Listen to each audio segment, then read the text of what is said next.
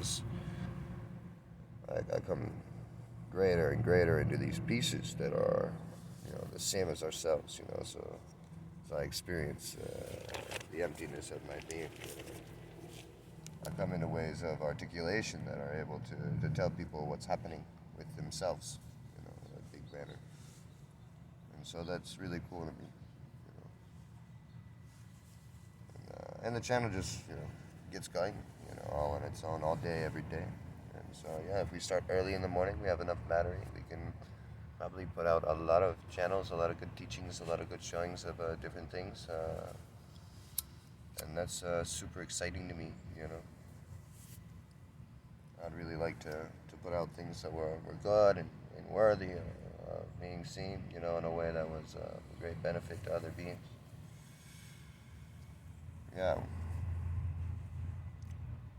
it's interesting, watching all the different progressions and flow, wanting to discuss this part or not wanting to discuss that part, having preference to be be looked at in a certain way, like, oh no, my body is not as strong as it was before, I've been through injuries due to bouts of aggression during practice, causing me to fixate, focus, and go too long, too hard, in a real aggressive predator where I just moving, and hurt my wrist because I had to be broken from my fixation. I wouldn't talk to anybody anymore. They were all my thoughts. It's like, one yeah, without the light language though, or with just the movement, the breath, before I had the language come through the motions.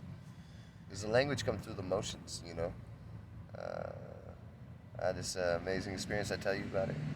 I had this amazing experience on a mushroom ceremony. My friend let me watch his house during the start of COVID, and it was his little tiny home, had a tiny house and a little micro garden with all kinds of cool little what do they call those plants that take the air from or take their oxygen straight from the air, their water from the air. Succulents, yeah, and a ton of really amazing, gorgeous succulents. Just looked like these amazing geometries, great patterns, But it was the full moon, and I was at a place of great doubt, insane amount of doubt. It's what we were moving through yesterday was doubt in big ways, coming through. What's this about? What's that about? Or we're talking about it in some big way. And anyways, always moving through doubt. We're always moving through doubt, not by forcing it out, but doubting it out. No. Being doubtful and allowing oneself to be doubtful and rest inside that feeling of doubt and see that doubt is nothing to be afraid of either. It's just fine, no problem. Doubt comes along, it's an energy moving by like happiness or sadness or any other energy. It's fine, no problem. It's equal. When doubt comes in, we have a chance to transmute doubt for everything, for all of ourselves. It's a wonderful thing. The more we get into the acceptance of doubt, the more we see doubt, it's no problem. It's a beautiful chord shape. It's a wonderful progression from this frequency to the next. We talked about how you cannot have doubt without, or you cannot have other things without doubt, or what was it? Oh yeah, the example. Finally, we found it. Took a while, you had to jump over there, and you had to jump over there, and then you found where you're going. You're like, oh, there it is. I thought we were going somewhere, but I wasn't sure till we got there because here we are in the syllable of each word. Okay. So yeah, I mean, what have you ever met a man that knows something and will not let go, no matter what, won't doubt his words, It's wonderful to not doubt, absolutely. But when there is doubt, there's a good reason for doubt, Yes, it's good for you to not trust the information that you do not know sometimes. Maybe it's good for you to be able to doubt yourself, that way you're not fixating and focusing. I've hit all kinds of places where I'm like, oh fuck, I was wrong, and I've had to let go, surrender, become much more small than I had made myself, and then I had to move again. It's very important, very beautiful, a wonderful thing this. Right now we're going into conversation about energy, flow, and movement. We want to go into a lot of different flow and movement today, so it's wonderful to be talking about doubt, because this is something that will probably come up for every one of you if any of you are trying to do movement with yourself. Anything in your mind that you have dissonance with, any kind of pattern in any kind of manner that you are unable to accept and thus allow to pass by you like the breeze is going to stop you in the flow that I do. If you ever try to do this kind of flow, you can't do this flow while you have mind. And so the flow I do is without mind. You've only seen a little bit of the flow, kind of rudimentary, just kind of, feeling, starting up. My feet were opening, so I had to open my toes, because if I don't have the toes open, you can't weave with the energy in a particular way. You can't move your fingers or your toes like fingers, You can't move your fingers like hands, I was going to say. So I just want to get that sentence out. It was so strong. But you can't move your toes like hands, moving them from the ankle is wrists, whipping them like a dragon's tail, and but really in a great precision too, not like whipping in and having it take your whole body around with you or something, but whipping it to the point of great precision, to where everything is moving as one, everything is coming together as one. This is something that the body naturally does. I got a little before myself there. I could see that it was going to say the body naturally does or something in this way. And so because of this, this is something the body naturally does. Because I could see the few words beforehand, I saw them, and I had to say that word I was on before I could say the other two words that actually came before them. And so this is a part of the channel, a little quick teaching in the channel of flow. The words are coming in, they're coming in a succession, they're coming in a row. Depending on where I am in the flow, depends on what's going to happen. Now, those words were going to happen whether I was aware of their new coming or not. And so it's not really beneficial or not beneficial in some way. It's just not something that I need to do to preemptive or watch before me.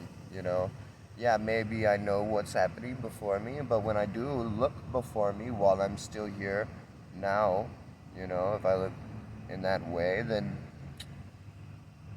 I may get caught up bringing that future moment into this positioning, clenching the positioning that was meant to get me to that positioning, and that's just a crazy thing. And so instead of doing that, I follow each step, each syllable with the word, and it goes. And sometimes I can do that with the throat, you know what I mean? But this is not a motion that is extremely easy to do with the body. I don't know.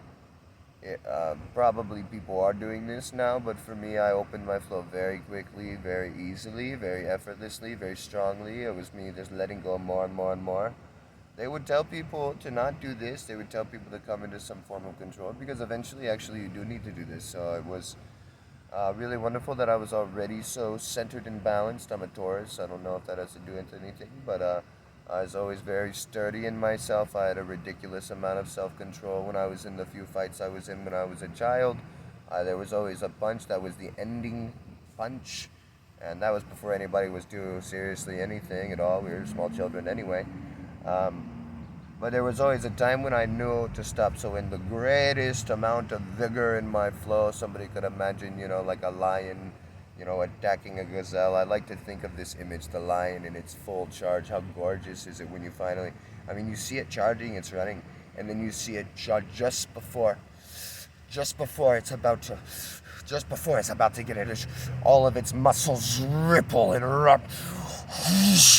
It's this gorgeous thing, to see this lion, this gorgeous.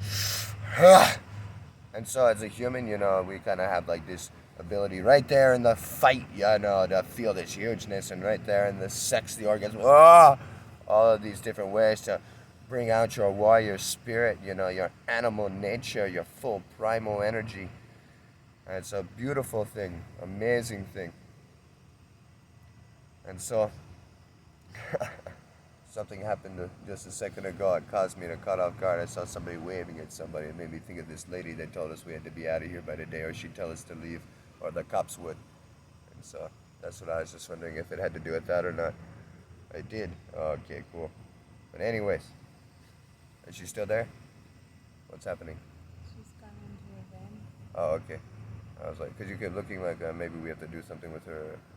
I'm just making sure that we're good. Okay. Good to go. Ugh. Was she looking at us? No? Not right now. Okay, she's just going in her camper. Yeah. She just lives there. She's mad at us living right here. This lady got a camper. And we got this tent. And we're right here next to her. Two spots. Cops never saw us here. Nobody ever saw us here. She saw us here. She's got this big camper. So she's like on a higher elevation than anybody else who pulled up, I guess. But yeah, she decided to come over and ask us about us, and then tell us that either I'm going to tell you to leave, or the cops are going to tell you to leave. But she slept there. She slept right there. Her camper's been there all night. That's where she slept, in this beautiful camper too. It's like a nice camper. It looks like a rich person owns this camper. And well, apparently, rich people live in their campers on the street, just like you and me. But they don't want to be around a tent camper. There's a class separation here on the street. Which is fine, back in the day I take it very personally, but for me now, I just see it as my wisdom teacher. I'm like, oh, okay. But I'll be authentic with them, and I'll tell them that I think they're bullshit and all these things. But I'll still go, because I don't want to be anywhere that I want, nobody wants me to be. I mean, it would be ridiculous for me to sit here pressured by somebody's thought of me not being here or something. I just go. Just go. I mean, unless they're like really assholes, and then I might stay and just be a dickhead. But if they threaten me with something, like the cops or something, maybe I would go, I don't know. Usually I won't go if they threaten me with that. But right now, we have this tent up, and it's illegal. And we're cooking. And that's illegal too. It did say we couldn't be arrested for these things. It said, well, we could get cited, but it said in the clause that we would probably be warned. Unless it was that we were knowingly breaking the law. Which at this time, I will say that we have knowingly broken this law in some way. Unless we're on private property, and then we still knowingly broke the law. We read the entire statute, is what I'm saying. We read the whole thing. She threatened me with the police. I was like, all right, well, let's find out if she can do that. Oh, yeah, she can do that.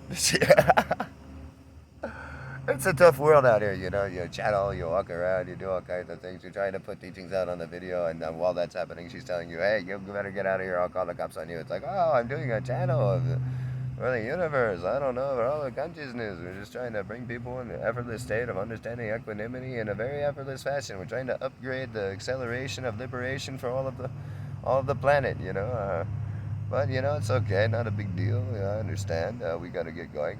Before I would try to figure out why her ego is seeing this, but now I've been moved by so many people so many times, and yeah, there's nothing I could do to stop a move. I yelled at them. We yelled at one another. It was perfect and beautiful. I only yell sensitive people, I don't ever yell like crazy things. I just yell the observation of what's happening. It's the wisdom of non-action. I just match the frequency, though. We're not overpowering one another. They're just already hitting me all crazy, and so we're just going in this beautiful balance and flow, moving the energy out, just through radical self-expression. It's a wonderful place of harmonizing. It's probable that you'll be able to see this at some time, but I don't know. I don't feel very comfortable on the camera so far. We'll see if I start yelling at people or not on the camera. I don't always yell at people anyway. It's not a big deal. It's not like I haven't been authentic this whole time, but we'll just see if anybody shows up that, garners that kind of energy, I suppose. I mean, I'm not looking for that. I like the harmonious style. I like to chill, to talk, to activate and empower energies with not very arrogant people. Because I really do activate and empower people. So I just don't really like to, act as if I don't and play with their story of, they want to talk to me forever, yeah, I mean, we can talk some, but we're probably going to grow and liberate ourselves in some way, That's all I'm ever doing personally, and so if anything's around me, that's what we're going to have to be doing. Not because I'm going to force it to be doing that, but I just constantly am doing that very naturally. So if anybody hangs out with me, it's just going to happen. We don't have a choice. We could try to have a choice, but I won't suppress myself because suppressing myself causes me great pain and torment, and it's a terrible thing. So, anyways, like a lion we were talking. I don't even know where we were going anymore. When I saw her go like that, I became like a gazelle. I was like, oh no, what do we do? I was actually thinking, should I become like a lion? But I'm really liking what I'm saying right now. Oh man. So, here we are instead. Yeah, honesty is key always. Don't forget. Honesty, authenticity. I didn't even take my first hit of bowl. I got this lady back here. She don't say nothing to us today, though. She told us yesterday everything she needed to say. And she told it to my very weak friend, my very inconfident friend who has a very small voice right now. Small voice. It's easy to overpower her. She's like, but we don't drink or anything. But he's like, ah, rah, rah, rah. But we don't, ah, rah, rah. He's like, jeez, man. It's like, she can't match the frequency yet. We're opening up her expression channel. It's okay. Some of you guys overpower frequency so constantly nobody can talk to you. So I don't know. So I like her meekness. I was quite sweet myself. I could be strong, but I probably wasn't gonna be strong because I was afraid. So now I come much more brave. Got trust in everything. Right now we're making some instant coffee because it's easy. That's the reason why it does not taste better than regular coffee to me. I do not like instant coffee very much, actually. But apparently I like it enough to where we're making it every morning for like over a week or so. So, doing good. Now let's see, where were we at?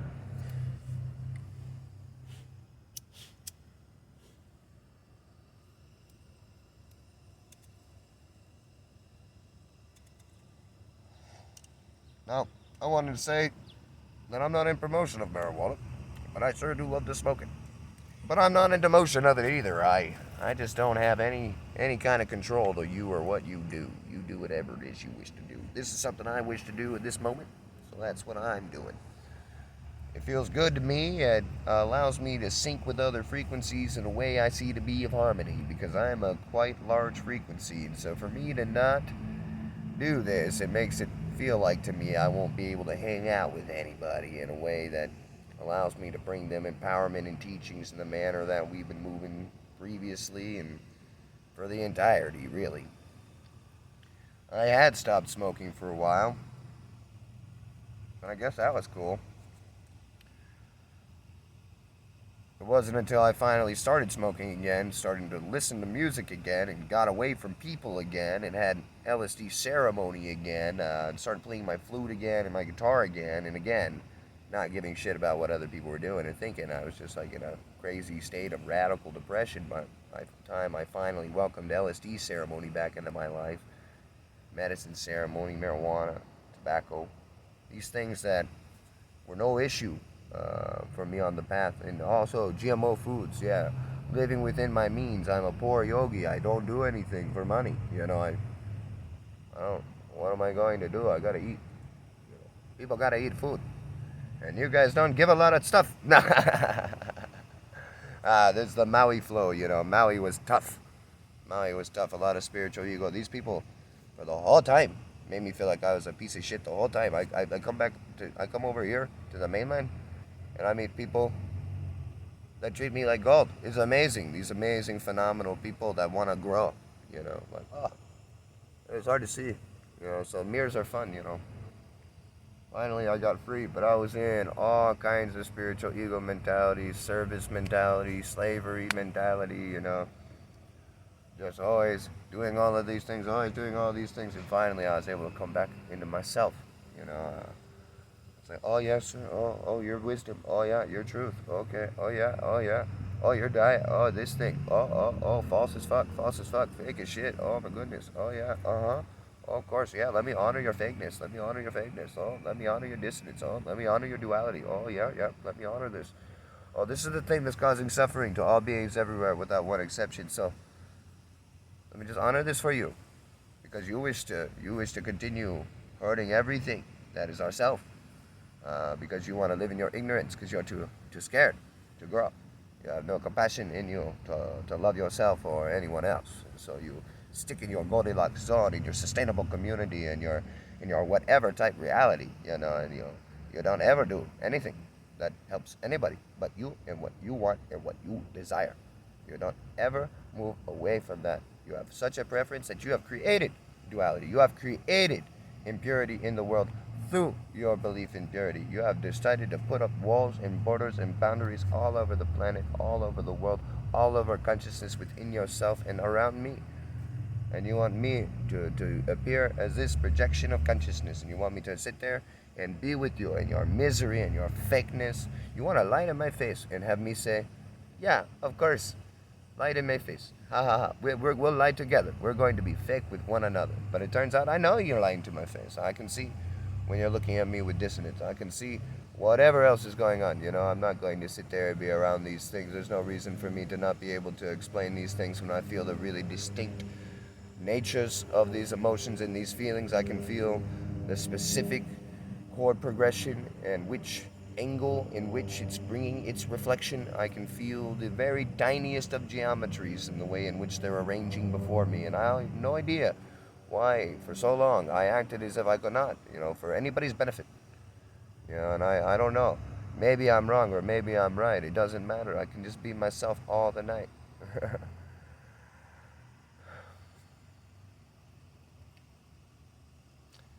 So Maui was a tough flow.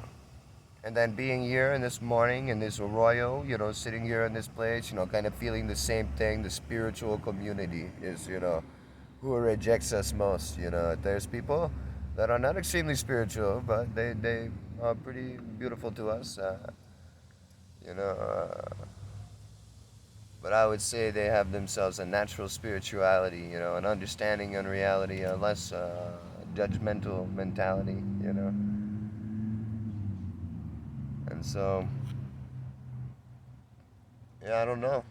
Us light workers are actually, I would say few and far between, but we're everywhere in different ways.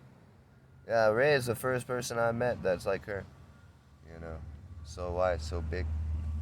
Actually, I met some other ones that are very wise and big and can see, but they're still attached to the dream, you know. That's the problem. Who is willing to liberate themselves? Who is willing to realize their consciousness? All these people, they live in their big fancy homes or their big fancy trailers or whatever they're in. And it's beautiful. I'm glad they have a beautiful, warm place to be. And still, looking down at everybody that's anywhere this. They look up to us. Oh, that person has more money, screw them. That person has less money, screw them. You have the same as me? All right, we're doing good. How are you doing? You look just like myself. I like to be around me. Being in the world is tough, It's a crazy thing. And that is hot. Yeah, it's Woo! hot. But still, it's just interesting, the feelings of this morning. I figured, let's start the video. Let's start the channel. It went into an interesting flow, Well, we were coming from energy flow and motion, and this is one of those cool side-stepping motions, Like, oh, this occurred, now what are we going to do? Are we going to move away from it? Are we going to move through it? How do we move through it? Well, we don't really know anything about it. It just happened. So all that we can do is, state the articulation of our observance of what happened until we can figure out, maybe what's going on here. If we've had a wide perspective, meaning we've learned through experiencing this over and over and over and over again with countless individuals, we may then build for ourselves some kind of a template, a centering that can allow us to trust no matter what is occurring within our present situation. You see, for this, I've already had many people yell at me and move me around on Maui for many years and treat me like dirt and whatever else and treat me like, I have no worth and that I'm not doing anything of value. And that's cool, but I've been weaving energies for the entirety of consciousness for many years now in complete surrender to flow with no choice being made in the same manner in which people believe choice to be able to be made. And I've also in this way been able to understand all of you in equanimity and to understand actually what's occurring here, what karma is. Over here we act like karma is something that we create, and the way that they talk about karma in the East, it's kind of like, oh, well, there's nothing you could have done. It was your karma. It's like, how are you going to cease your karma? You can't cease your karma. You must deal with your karma as your karma is. And so if this happens, it is your karma, and it's okay. There's no problem. But people don't really understand karma. Karma is the conglomeration of everything in its motion, from the beginning of motions, the end of to the end of all motions, and beyond, as it extends infinitely in either direction. So, karma is a really interesting thing. And people believe of themselves have the freedom of choice in this reality. They've been told that by people. They have free will. They have this, they have that. Well, you do make choices. You are definitely going to make choices. You are definitely going to be the observer of choices. Now, whatever choice you make is not going to be a very difficult decision, you see. It will be the path of least resistance. It will always be that. You will never not move through the path of least resistance. You're like, look, but I took the hard path here. No, no, no, no. Because of all of your insecurities and doubts and fears, because of all the things that made you think you had to take the hard path. That's why the hard path was the path of least resistance. There's another thing that would destroy that ego of hard path, and then you would only be able to take the easy path. But for you, the hard path was the easy path, because taking the easy path wouldn't have felt as good as taking the hard path. You thought you needed to take the hard path, no problem. Great, go take your hard path. You know, and I will say, because you did take your hard path, there's no need to regret. That was definitely the only path you could have taken. You think that you created the dialogue that created the things that balanced you into that path. As it turns out, you did not. You did not do that. You know, you had this path, you had this path, you had that path. You took the easy path every single time. Easy path based on a large conglomerations of agreements and ideas and observations. You know, and you think that you created those, but no, you see, when you were born, an experience happened, and then another experience happened, and another experience happened. And all of these experiences, you heard, and you saw, and you felt different things because your focus was on different places. How did your focus get to those places? Something snap over here. What was that? Oh, you see something over there. What was that? Oh, shit, this over here. Oh, stimulus. Oh, that. Oh, yeah, yeah. Life was just bombarding you with stimuli. And you're moving with it. Eventually, you know, you got in tune with it. You know, you're feeling it real good. Like, oh, okay, I'm starting to figure this out. I'm starting to balance. Starting to be able to move my hands. Okay, this is really cool here. Starting to like really be able to do good motions. What's going on with that? Ah! You know, you're doing all kinds of different stuff. Figuring it out. And then you've been given a whole narration of life, man. There's something you have heard for your whole life. And you've heard your voice along with all the other noises. And so you go ahead, put yourself here. Boom. All the noises. Now that moved you the whole time, you know. You had noise from your heart, you had noise from your body, you had all these different sounds going on, you know, these different feelings, these different emotions, these different movements going on. But why did these things happen, dude? Well, you just like fell into a pond. Like you didn't mean to fall into that pond. Did you know you were going to be there at age 5 and have that thing happen to your knee? You didn't know that. You know, it just happened. And there you go. There's some context. Now, because you did that, you had to hold your knee. You had to sit on the ground for a long time and hold your knee. It's the knee holding sound.